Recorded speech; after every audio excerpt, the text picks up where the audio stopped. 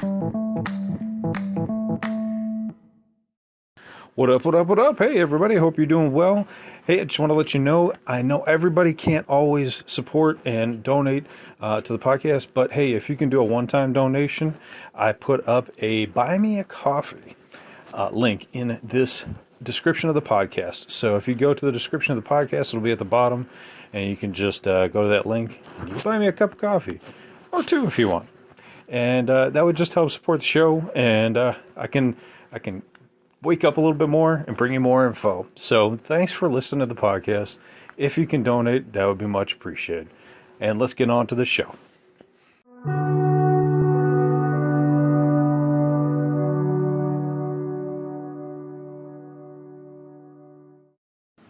What up, what up, what up? Welcome back to Lockdown Universe, home of the bizarre, peculiar, and unheard of stories of UFO, legend, and paranormal lore. Welcome back, welcome back. Happy to be back. Hopefully you guys are doing excellent and taking care of yourselves. So today, I wanted to talk to you guys about a really interesting phenomenon that took place in Alaska.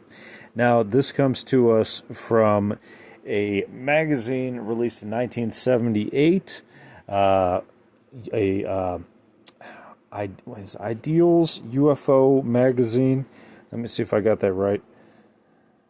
Yep, Ideals UFO magazine, December 1978 edition, that recalls a instance where a Coast Guard Coast Guard instructor, I should say, navigational instructor, took a few of his friends out in the Alaskan area or the Alaskan wilderness, I should say, to go on a camping trip. Okay, so this was interior Alaska, not by the ocean. They go on this camping trip and they have a good night. They're out hanging out and relaxing, and they go to sleep. Now, the folks that he's with, a few friends are geologists that want to go out into the wilderness and take a look and explore, maybe find some good specimens to come back and test. And boy, would they ever. Because Jack Friedman, our protagonist, woke up before the rest of his party. And again, this is the Coast Guard instructor. He wakes up. He says, I'm going to freshen up a little bit. Let me go down by the creek. And he goes down and he starts freshening up in the river. He starts splashing some water on his face, and it's still early yet. He looks up, and it's early, right? It's early in the morning. He looks up to find 20 to 30 UFO craft that are glowing orange that appear to be about 20 to 30 feet wide. And there's 20 to 30 of them. I've never heard of such a group of UFOs together, but again, this is Alaska. And for those of you who don't know, although Alaska's landmass is at least 1/3 of the United States, continental, I should say, if you placed it over the continental U.S. on a map, it has less than 1 million people. It's got about 768,000 people, I believe, last time I checked. Plus or minus a few 10,000, but it's in the 700,000s, which seems really small considering that many states have at least 5 million people, 10 million people, so on and so forth, across, the Midwest. And then, of course, you got California's got like 50 million or something like that. But, you got a lot of states that have way more. I mean, I even know that, Montana's got like 500,000. So for the amount of space that's up there, it's ridiculous to how few people there are up there. Nonetheless, he looks up and sees these orange craft, and then they disappear. So Jack's freaking out. He runs back to his camp, wakes up everybody, and they trek down to the location where these UFO craft were. Now, they were down a hill in the wooded area a little bit, so they had to hike down just for a few minutes to get down to the area where they were located. And what they came across was a large circular area that these craft seemed to create to press down all of the vegetation in the area. And they said, well, this is interesting. But all around the circular area was none other than a whole bunch of carcasses of different animals. Moose without their antlers or legs. other specimens without their body parts cut out. And not to mention the most bizarre of all of this entire story. I mean, there is another part that's bizarre, but this is really bizarre. There was an orca whale, a killer whale that was hundreds of miles from the ocean in the middle of the forest. How could that be? It's nigh impossible to get these things moved around on a main street, much less out in the middle of a forest where it shouldn't be, hundreds of miles from its natural habitat. All of these creatures had pieces cut out or cut off.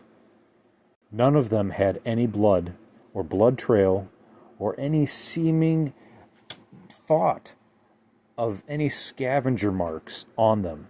Everything was precisely and laser cut, or what would appear to be laser cut. Now, they took bones from this site, from the orca, from the moose, from everything they could take. They took bones from this site. One of the most interesting things they took from this site was many black stones that seemed to appear with different strange markings on them. They took all of these pieces of evidence of this case and began to make their way back towards Canada. As they were making their way back towards Canada, they were stopped at the airport. Not by the military, not by a government agency, but just by a man who had some questions about their particular excursion. He asked them and they answered. He said, "You're probably better off not telling anybody about this. It's pretty ridiculous." All the whilst writing down copious amounts of notes of all of the things that they told him about this particular trip. Now, what's even more interesting is, remember those black stones that were nicely polished with different markings on them? Didn't seem like they belonged in that area, just seemed very foreign. Well, those stones never made it back to the location they were going. They never made it back. Now, you could say it's part of the cover-up of this particular event, or it could have been an opportunistic jewel thief or stone thief that might have thought that these items were valuable. We don't know. But what we do know is that with all this really bizarre evidence, it's evident that something strange happened out there. Now, in a humongous Alaskan countryside, I should say, not country, but countryside, country area, you gotta wonder, would this be the work of some sort of satanic cult, cutting up all these beings, these moose and different creatures and an orca whale out in the middle of a forested area that's very difficult to get to? What about the 20 to 30 other humongous craft that were out there when Jack was just freshening up early in the morning? What about the depressed vegetation in the area that spanned a humongous circle? And outside of this circle, creating the circle, were all these carcasses. One would have to imagine that this would not be the case, or at least the work of some human hands. This would have to be the work of some high technology that would have the capability of doing so and of bringing a humongous orca whale out into the middle of nowhere. Now, we know in the United States that there's many cattle that are mutilated in laser cut precision and left here to be dropped in their former spaces. We know that humans are abducted and we're brought back alive. It seems interesting that they would be interested in moose, interested in orcas, interested in other animals of Alaska, when not too many individuals live in those locations. the theory about the cows and the cattle mutilations and them being taken and then certain parts of those cattle being incised and then taken by aliens, theoretically, is that one and two and multiple individuals have stated that the aliens are trying to recreate these cattle for the hybrids that they create. But if that's true, why would they be interested in orca whales? We're not known for eating orca whales. Why would they annihilate an orca whale? Why would they cut up a moose? It's not too common. I haven't heard of a moose burger. I don't know if Alaskans eat moose. Or any other, larger. They found some bears, too. I forgot to mention that. They found some bears. Now, I do know that we do use bear hides for carpets and things like that. We do use bear hides for in meat sometimes. But it's not an animal that they would have to recreate in mass for our survivability.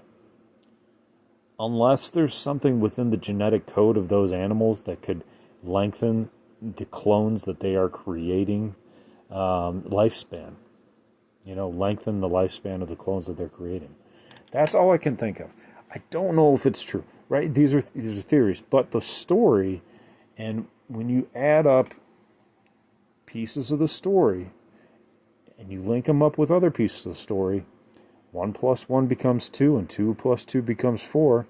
Sometimes with these stories, 2 + 2 becomes 5, 6, 7, 8, 9, but a lot of times these stories corroborate themselves. And I think that's kind of what we're starting to see with more and more stories. Now, what's interesting about this case is it is in Alaska.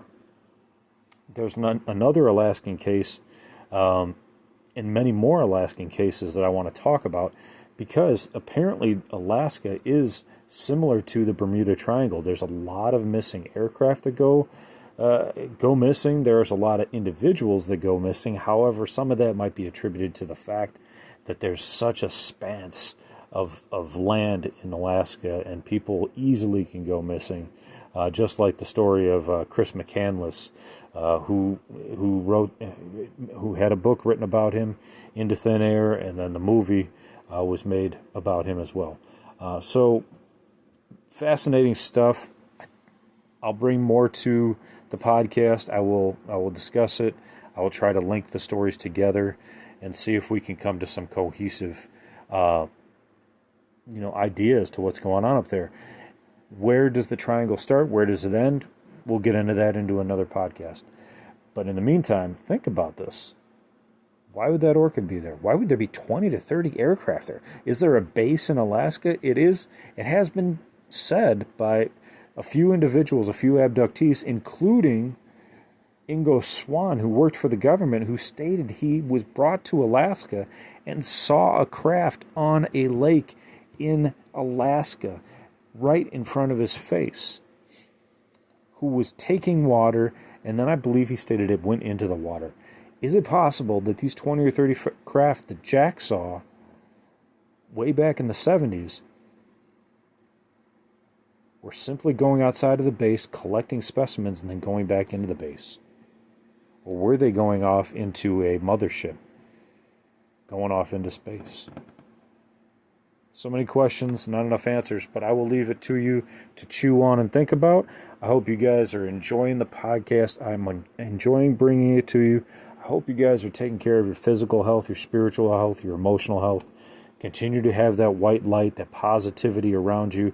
Have a glow around you. Have positivity. Bring positivity to your communities. It's the only way we're going to ascend.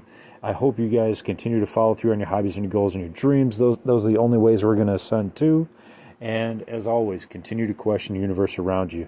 I wish you nothing but the best, love and light, and lockdown universe out.